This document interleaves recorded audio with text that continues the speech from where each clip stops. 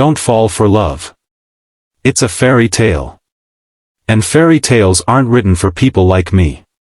Those were the words Olivia whispered to herself as she sat on the park bench, her wrist freshly bandaged from a minor accident earlier that day, a careless fall, but not her first. She looked out at the kids playing, at the couples holding hands, and at the life she felt she could never touch. And then, she saw him.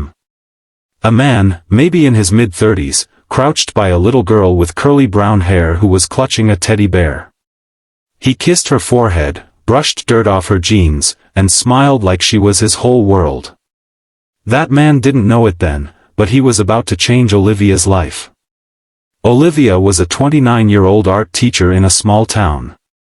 Her life had been a patchwork of pain stitched together with silence. Her mother had walked out when she was just 9. Her father, a hardened alcoholic, gave her more bruises than bedtime stories. By the time she turned 18, Olivia had learned to keep people at a distance. She didn't need saving, she told herself, she just needed peace. But peace never came. Only routine. She taught. She painted. She cried behind closed doors. Trust, love, vulnerability, those were foreign concepts. She had tried once, years ago, to let someone in. A man named Marcus. He'd charmed her, promised forever. But when things got hard, he vanished. Left a note. No goodbye. So Olivia built walls. High ones.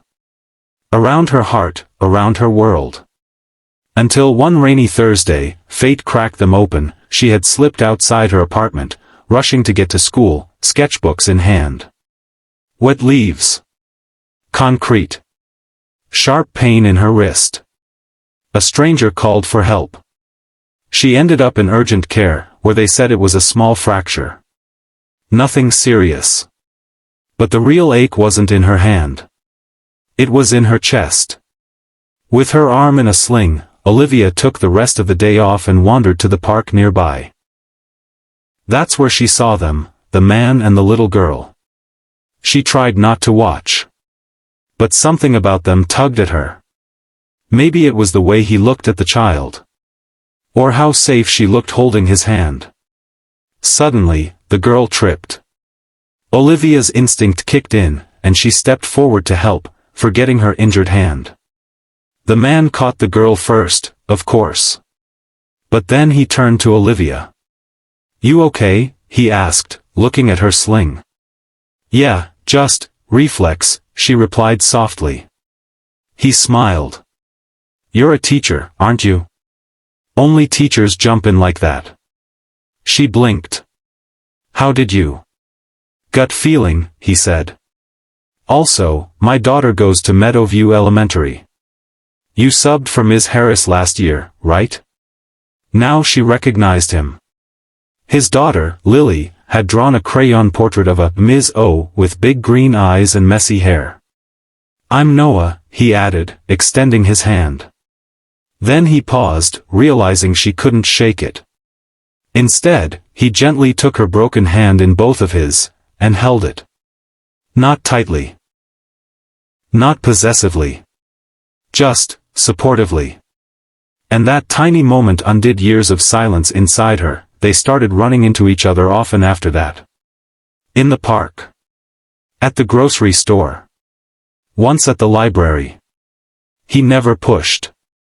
He just appeared. Showed up.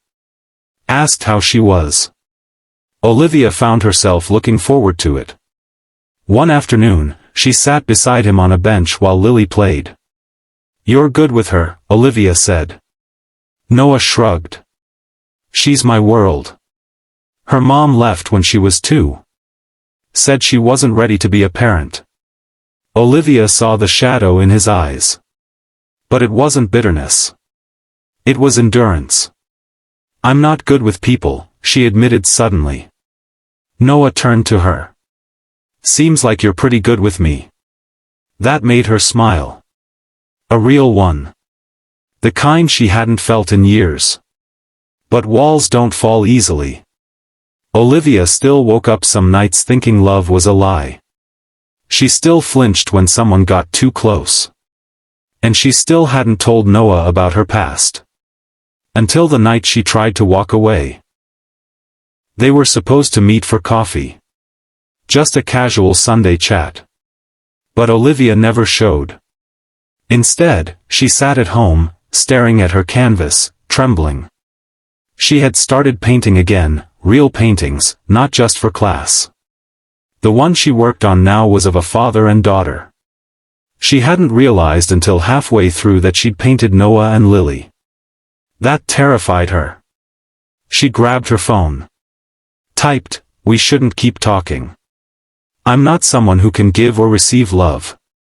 She hovered over send. Then deleted the message. She couldn't do it. But the fear still screamed in her head. So she ran. Out the door.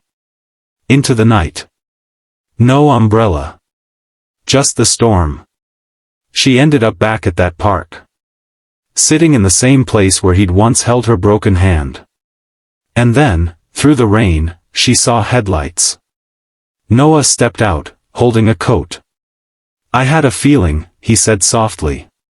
She broke. Tears she'd hidden for years poured out. "I'm not someone people stay with, Noah," she whispered. "Everyone leaves." He sat beside her.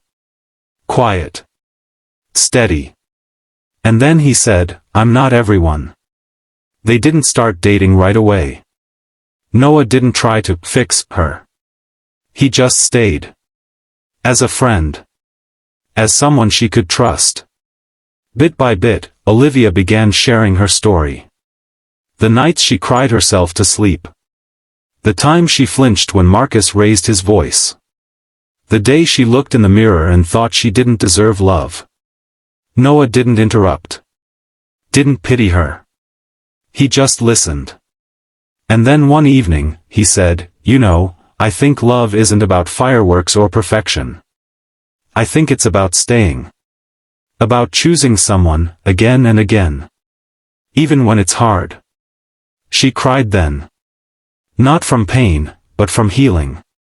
And that night, for the first time in years, she held someone's hand without fear. 2 years later, Olivia stood in front of a small art gallery, holding Lily's hand. Inside were her paintings, her journey. She turned, and there he was. Noah. Still choosing her. Still staying. As they walked in together, someone asked, "Are you two married?" Olivia smiled and looked at Noah. "Not yet," she said. "But I believe in love now. Because once, a single dad held my broken hand. And never let go." Sometimes, the love we need doesn't come in grand gestures, but in quiet strength. In someone who stays. In someone who listens. In someone who holds your broken hand without trying to fix you, just to let you know you're not alone.